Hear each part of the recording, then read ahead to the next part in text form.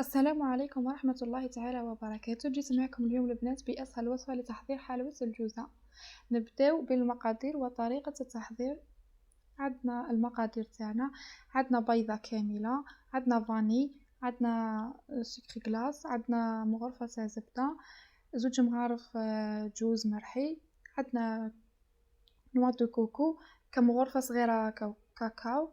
عندنا لهنا نبداو نحطو مغرفة زبدة تاعنا،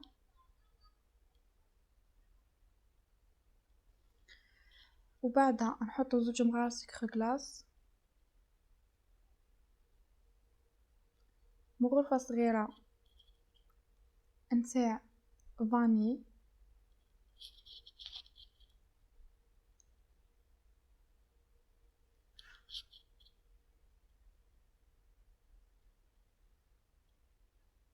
عندنا بيضة متوسطة الحجم، زوج مغارف زيت،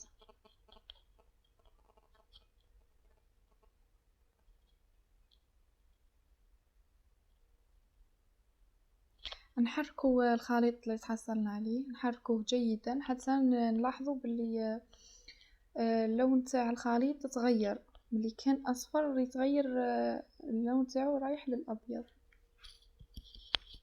نحركوه جيدا حتى يدخلوا المكونات.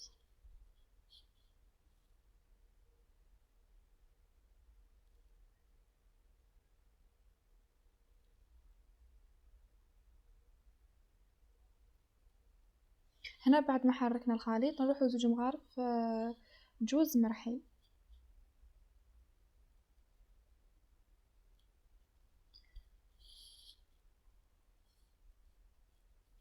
نحركو الجوز تاعنا ندخلوه في الخليط تاعنا. عندنا لهنا مغرفة صغيرة خميرة الحلويات، عندنا مغرفة صغيرة كاكاو، وعندنا مغرفة صغيرة تاع نوع دو كوكو. لهنا نبداو نلمو الخليط تاعنا بالفارينة. انا درت معايا 6 مغارف 7. الفارينة تختلف حسب النوعية، كاينه الفارينة اللي تزرب تنشف، كاينه الفارينة اللي ما تزربش تنشف. انا لهنا ديت 7 مغارف ولا 6.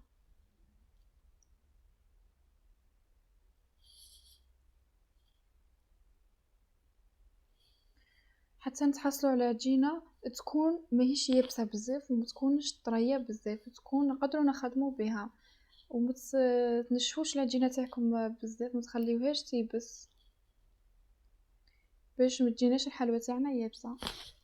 كما راكم تشوفوا العجينه اللي تحصلت عليها انا تكون طريه ماهيش طريه بزاف. نشكلوها كويرات، ومن بعد هذوك الكويرات نقسموهم بالموس على نقسموها الى نصفين. بعد نجيبو الموس تاعنا يكون ماهوش كبير بزاف، ونشكلوها نقطعو الكرة تاعنا الى نصفين، وبعدها نشكلوها بخطوط عشوائية على الحبة تاعنا كما راكم تلاحظوا في الفيديو.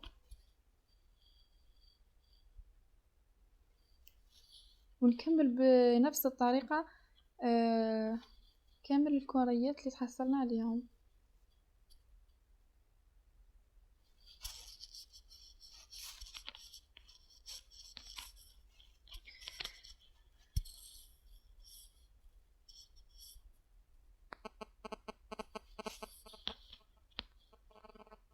نزيد نجرب معكم حبة ثانية. قلت لكم نقسم الحبة الى نصفين، كرة عفوا نديروها كويرات صغار، والكرة هذيك نقسموها الى نصفين. بعدين نجيبو الموس نشكلوها خط نديروه في الوسط كما راكم تشوفوا، نشكلوها بخطوط عشوائية هكذا بالموس.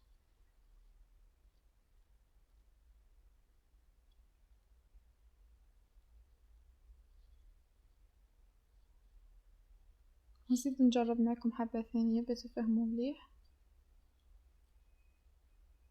هي طريقة يعني سهلة ما تاخذش وقت وما هيش واعرة في الخدمة تاعها.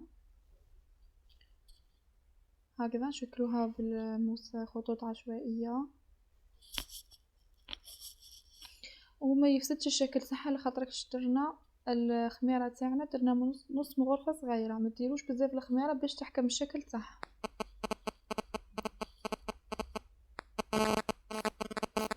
هكذا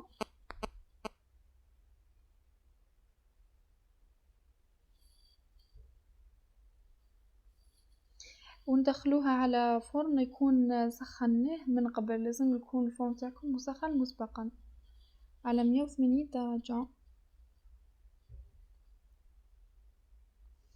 ونحط الحلوى تاعنا تطيب من الأسفل ومن بعد نطفي ونشعلوها من الأعلى. وأنايا مديتش معايا وقت بزاف في الطياب، دات معايا واحد 10 دقايق.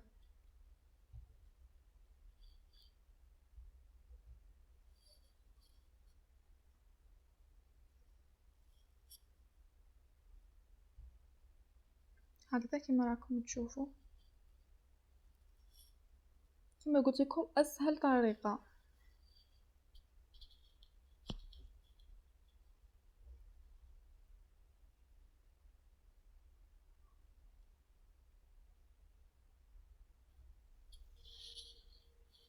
ندخلها للفرن. هنا الحلوى تاعنا بعد ما طابت هاكم تشوفوا فيها الشكل تاعها متبدلش، قاعده هي نحل نجيب شوكولا ايطالي ونلصق الحبات في بعضهم.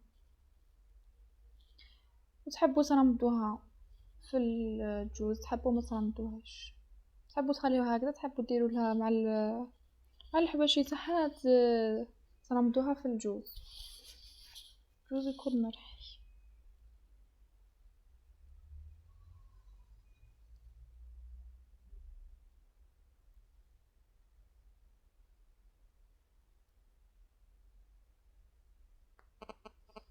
هكذا كما راكم تشوفوا. صدقوني يا البنات هذه الحلوى اسهل حلوى تقدروا تحضروها في وقفه وانتي محضرتها. هذه الحلوى ما من المقادير تاعها ما يديوش حوايج بزاف. هذه هي الكميه اللي حضرتها بمغرفه تاع زبده راكم تشوفوا.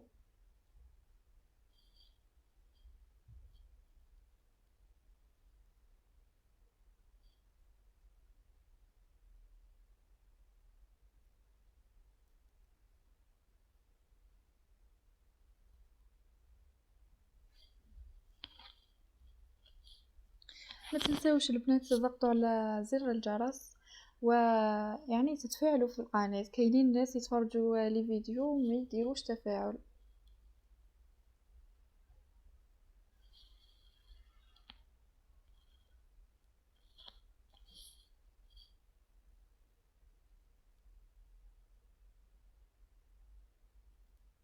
اي فوالا هكذا نكونوا خلصنا الحبات نتاعنا.